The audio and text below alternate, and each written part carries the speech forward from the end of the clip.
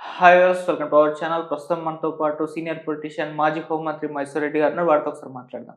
Sir నమస్కారం sir. నమస్కారం.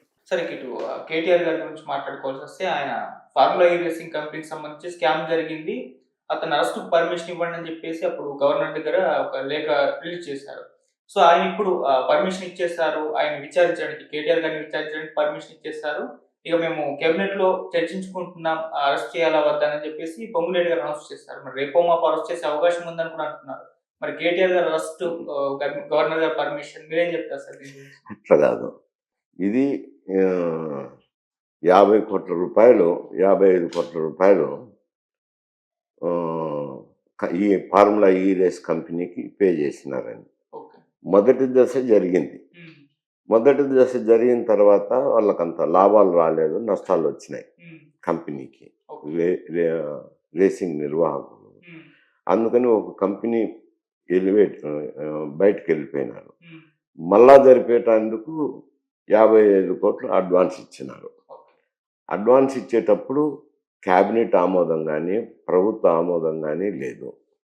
తర్వాత ఇది రిజర్వ్ బ్యాంక్ ఆఫ్ ఎందుకంటే డాలర్‌లో పే చేసినారు విదేశ మారక ధోరణిలో. హ్మ్. డాలర్‌లో పే చేసినారు కాబట్టి reserve bank of India permission గూడా తీసుకోలే.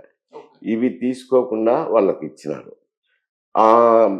ఇచ్చిన తర్వాత అడ్వాన్స్ ఇచ్చిన తర్వాత వాళ్ళిక్కడ రేసే నిర్వహించలే. ఇప్పుడు ఆ 55,00,00,000 వాళ్ళకి వెళ్ళిపోయింది గానీ వెనక్కు రాలేదు. హ్మ్. వాళ్ళ దగ్గరే ఉండిపోయింది.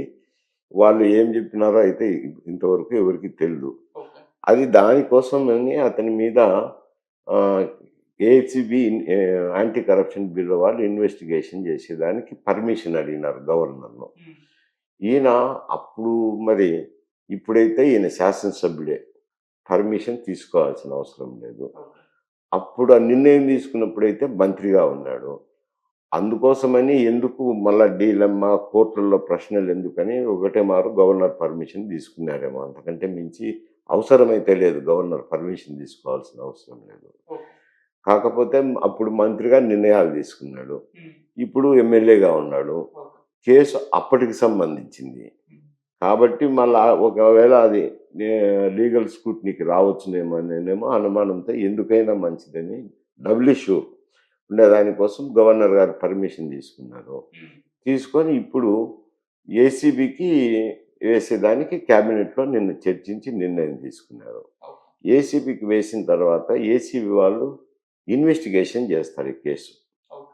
ఇన్వెస్టిగేషన్ చేసిన తర్వాత కేలు కేసు ఫైల్ చేసినప్పుడు ఎఫ్ఐఆర్ అరెస్ట్ చేయాలా వద్దా అనేది అప్పుడొస్తది సమస్య. రేపు ఏమి రాదు.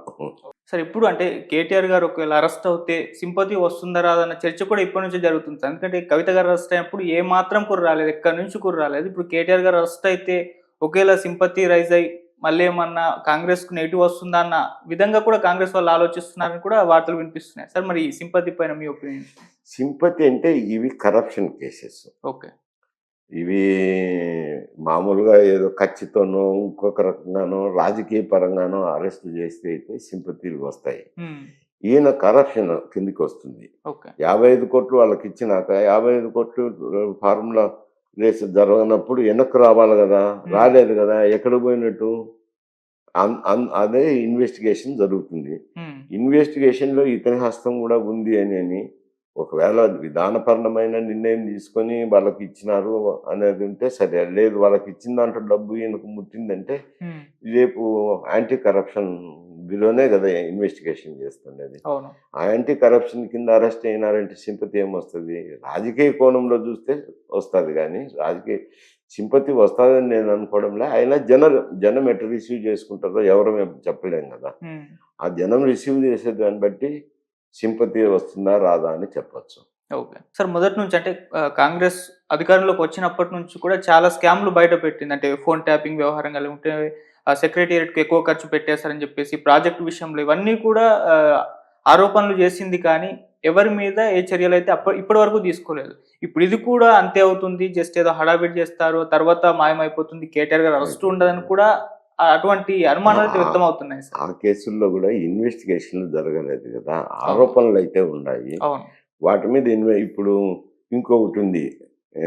థర్మల్ విద్యుత్ కేంద్రంలో హ్మ్. అయితేనేమి విద్యుత్ కొనుగోళ్ళు ఓకే. చేసినప్పుడు విద్యుత్ కొనుగోళ్ల వల్ల ప్రజలు మూల్యం చెల్లించుకోవాల్సింది వస్తుంది, దాదాపు 5,000 కోట్లు 6,000 కోట్లు భవిష్యత్ తరాల వారు అని దాని మీద కూడా ఇన్వెస్టిగేషన్ ఆర్డర్ చేయాలనుకున్నారు. అది చేసినప్పుడు అది కేసీఆర్ గారికి వస్తుంది, ఇది కేటీఆర్ గారికి సంబంధించిన వ్యవహారం. ఇప్పుడు మొదలవుతున్నాయి ఇవి. ఇన్వెస్టిగేషన్ అయిన తర్వాత అరెస్టులు ఉంటాయా ఉండవా అనేది తర్వాత తెలుస్తుంది. ఈ కేసులన్నీ వచ్చినాయి కానీ, ఆరోపణలు వచ్చినాయి కానీ దాని మీద ఇన్వెస్టిగేషన్లు జరగలే. ఇప్పుడు మొదలవుతున్నాయి. ఓకే సార్, ఏపీలో అంటే టీఎస్లో రెండిట్లో కూడా మనం చూస్తున్నాం సార్ ఈ అరెస్ట్ల పర్వం గురించి. సో ఏపీలో కూడా ఈ విధంగానే అరెస్టులు జరుగుతున్నాయి. వైసీపీ నేతలు సోషల్ మీడియా వాళ్ళు అరెస్ట్ అయ్యారు, కొంతమంది నేతలు అరెస్ట్ అయ్యారు. ఇప్పుడు అదే పద్ధతిని రేవంత్ రెడ్డి గారు కూడా ఫాలో అయ్యి వీళ్ళు అరెస్టులు చేస్తే కాస్త బీఆర్ఎస్ని వీక్ చేయొచ్చు వచ్చే ఎలక్షన్స్ నాటికి అన్న ఒక వ్యూహంతోనే వెళ్తున్నారని అనిపిస్తుంది సార్. మీరేం కాదు, వ్యూహంతో కాదు, కేసులు బయటకు వచ్చిన తర్వాత నిర్ణయాలు అయితే తీసుకుంటారు కదా. దాని కక్ష సాధింపు పెట్టడం తప్పైతే చేసినారు కదా. ఇప్పుడు కవితది స్కామ్ కేసులో ఈడీ నోటీసు ఇచ్చినారు, అరెస్ట్ చేసినారు.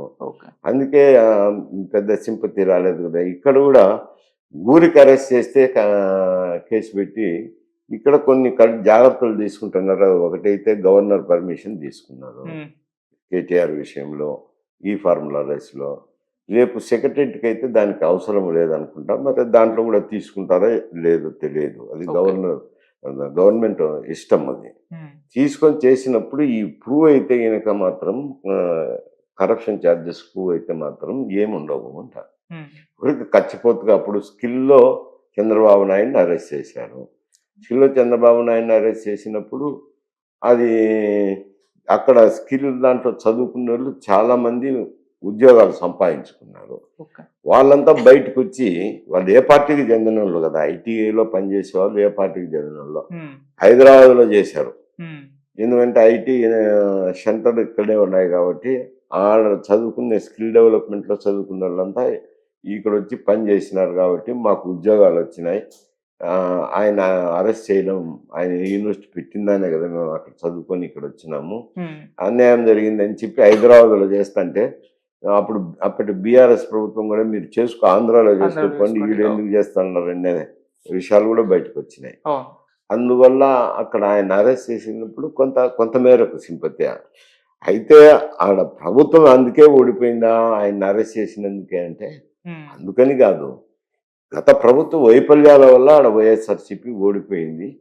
అందులో కాస్త కూస్తో ఒక 10% ఇది యాడ్ అయి ఉండొచ్చు, అంతకు మించి కాదు. ఎందుకంటే 150 సీట్లు ఉండేది 11 సీట్లకు పరిమితం కావాలని అంటే అది ప్రభుత్వం పట్ల వ్యతిరేకత భావంతో వేసింది. ఓకే సార్, కేసీఆర్ గారు మామూలుగా బయటకు రాకపోవడం మనం చూస్తున్నాం సార్. అంటే ఇప్పుడు కేటీఆర్ గారు కానీ ఒకరు జైలుకి వెళ్తే అప్పుడే కేసీఆర్ బయటకు వస్తారు, ఆయన్ని బయటకు రప్పించడానికే ఈ విధంగా చేసే అవకాశం ఉంది అని కూడా అంటున్నారు. అంటే కొందరు అంటున్నారు కేటీఆర్ అరెస్ట్ అయితే మేము కేసీఆర్ బయటకు రావాలనేది ఏముంది కానీ ఆయన కొద్ది ఆయన రావచ్చు.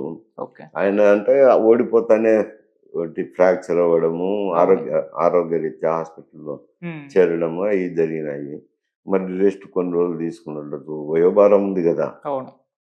ఇప్పుడు ఏదో అమెరికా పోతారని కూడా వార్తలు వస్తున్నాయి.